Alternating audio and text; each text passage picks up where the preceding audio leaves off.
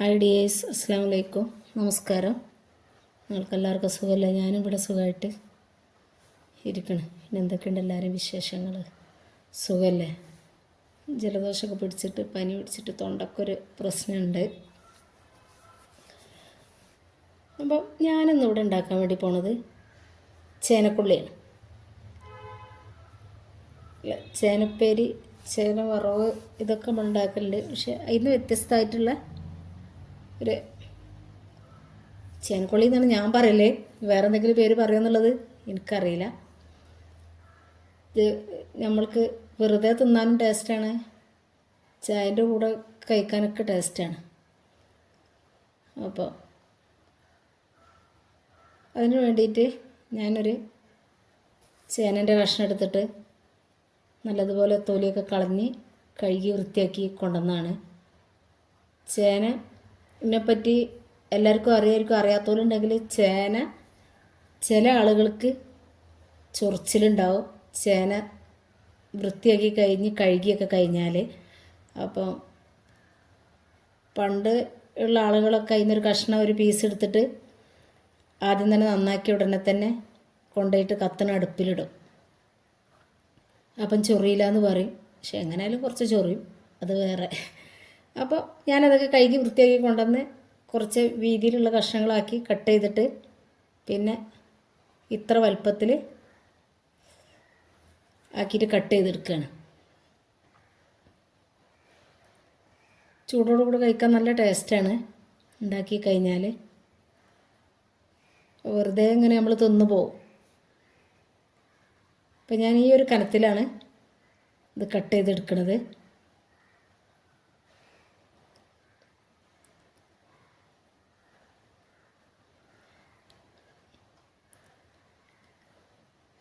ചിലർക്ക് ചേന കയ്യിൽ നന്നാക്കി കഴിഞ്ഞാൽ ചൊറിയില്ല. ചില ആളുകൾക്കാണ് നല്ല ചൊറിച്ചിൽ അസാധ്യമായിട്ടുണ്ടാകും. ചിലർക്ക് കുറച്ച് ചൊറിയുള്ളൂ. എനിക്ക് നല്ലതുപോലെ ചേന നന്നാക്കി കഴിഞ്ഞാൽ അന്നേരം തന്നെ ചൊറിച്ചിൽ വരും. ഞാനൊരു കഷ്ണം അടുപ്പിൽ ശരിക്കിട്ട് കത്തിച്ചിട്ടാണ് ഞാനത് നന്നാക്കി എടുക്കുന്നത്. പക്ഷെ ഇത് വേവിക്കാൻ തുടങ്ങി കഴിഞ്ഞാൽ ചൊറിച്ചിലും നിൽക്കും ചെയ്യും. അപ്പോൾ അങ്ങനെയെല്ലാം കഴുകി വൃത്തിയായി കൊണ്ടുവന്ന് കട്ട് ചെയ്ത് എടുത്തതിന് ശേഷം പിന്നെ ഞാനിതിലേക്ക് മസാല ഉണ്ടാക്കുകയാണ്. ഇതിലേക്കൊരു നമ്മൾ ഓരോരുത്തരും എരിവിനനുസരിച്ച് ഞാനിവിടെ 2 സ്പൂണ് മുളക് പൊടി എടുത്തിട്ടുണ്ട്. പിന്നെ അതിലേക്ക് ആവശ്യമുള്ള ഉപ്പ്, മഞ്ഞൾപ്പൊടി, വലിയ ജീരകത്തിൻ്റെ പൊടി, ഗരം മസാല,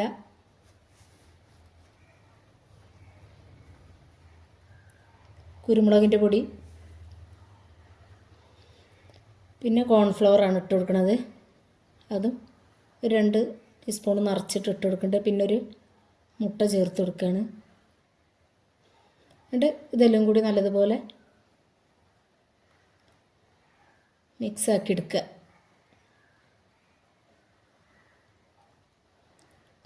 ഈ കളർ ചേർത്ത് കൊടുക്കേണ്ടവർക്ക് വേണമെങ്കിൽ കളർ ചേർത്ത് കൊടുക്കട്ടെ. ഞാൻ കളർ ഇട്ടിട്ടില്ല.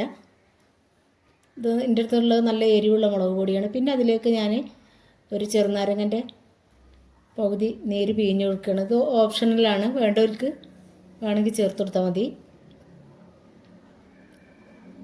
പിന്നെ കുറച്ച് അരിപ്പൊടി, ക്രിസ്പിയായി കിട്ടാൻ വേണ്ടിയിട്ടാണ്. കോൺഫ്ലവർ ചേർത്തിട്ട് ആദ്യം അതിനേക്കാളൊന്നും കൂടി ഒന്ന് ഉഷാറായിക്കോട്ടെ വിചാരിച്ചിട്ടാണ് ഞാൻ അരിപ്പൊടി ചേർത്ത് കൊടുത്തത്. ഇതും ഇപ്പോൾ നോക്കുമ്പോൾ കുറച്ച് ഉപ്പിൻ്റെ കുറവുണ്ട്. അപ്പോൾ പിന്നെ കുറച്ചും കൂടി ഉപ്പിട്ട് കൊടുത്ത് പിന്നെ നല്ലതുപോലെ നമ്മൾ കുറേശ്ശെ ആക്കി വെച്ചെടുക്കുന്നത് അങ്ങനെ എടുക്കുക. അപ്പോൾ ഞാനിതൊക്കെ ഇതിൽ ഇട്ടെടുത്ത്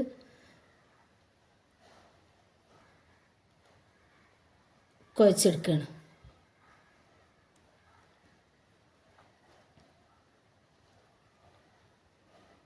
നല്ലതുപോലെ മസാല ഇതിൽ പിടിക്കണം.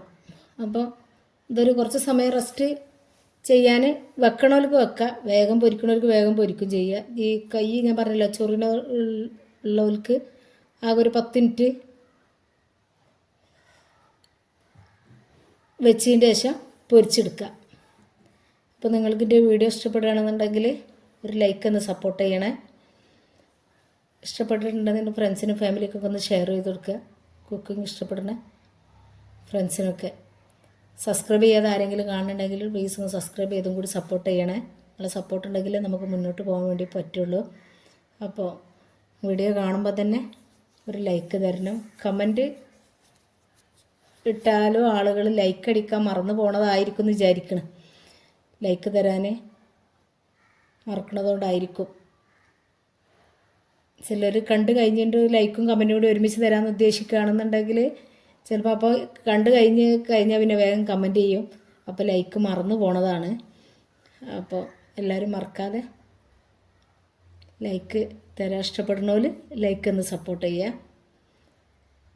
അപ്പോൾ ഇത് ഒന്ന് ഇട്ട് കൊടുത്തിട്ട് ഞാൻ അത്യാവശ്യം തീയിൽ തന്നെ ഇട്ട് കൊടുത്തിട്ട് ഹൈ ഫ്ലെയിമിലല്ല, എണ്ണ നല്ലതുപോലെ ചൂടായതിൻ്റെ ശേഷം ഒന്ന് മീഡിയത്തിലേക്ക് ഇട്ട് കൊടുത്തിട്ട് ഇതൊക്കെ ഇട്ട് കൊടുത്തൊരു ഭാഗം ഒന്ന് ആ കോട്ടിങ് പോകാതിരിക്കാൻ വേണ്ടിയിട്ട് അത് ഇളക്കി കൊടുക്കരുത്. പിന്നെ ഒരു 2 മിനിറ്റൊക്കെ കഴിഞ്ഞതിന് ശേഷം തിരിച്ചിട്ട് കൊടുക്കുക.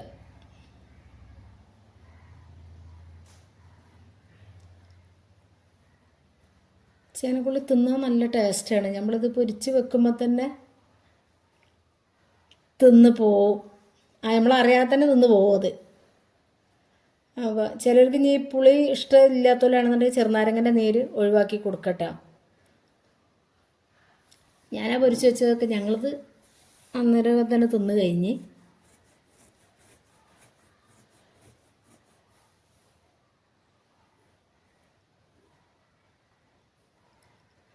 അപ്പോൾ നിങ്ങളിൽ എത്ര പേർക്ക് ചേന ഇഷ്ടമാണെന്ന് ഉള്ളതും എത്ര ആളുകൾക്ക് ചേന നന്നാക്കി കഴിഞ്ഞാൽ ചൊറിച്ചിൽ ചൊറിയാത്തവരാരെങ്കിലും ഉണ്ടെങ്കിൽ അതൊന്ന് കമൻ്റായിട്ടിടണേ. ഇനി എന്തെങ്കിലും ചേന നന്നാക്കുന്ന സമയത്ത് ചൊറിയാതിരിക്കാൻ വല്ല ടിപ്പും ആർക്കെങ്കിലും അറിയുന്നുണ്ടെങ്കിൽ അതും ഒന്ന് കമൻ്റായിട്ട് ഇടണം. അപ്പോൾ അങ്ങനെ ഒരു ട്രിപ്പ് ഞാൻ പൊരിച്ച് കോരി.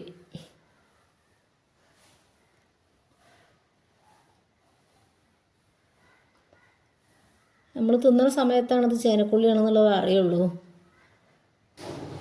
അല്ലെങ്കിൽ കണ്ടാൽ ചേനയാണ് എന്നുള്ളതൊന്നും അറിയില്ല. ഈ തിന്നാൽ കുട്ടികൾക്ക് ടിപ്പിലൊക്കെ വെച്ച് കൊടുക്കാനൊക്കെ പറ്റും.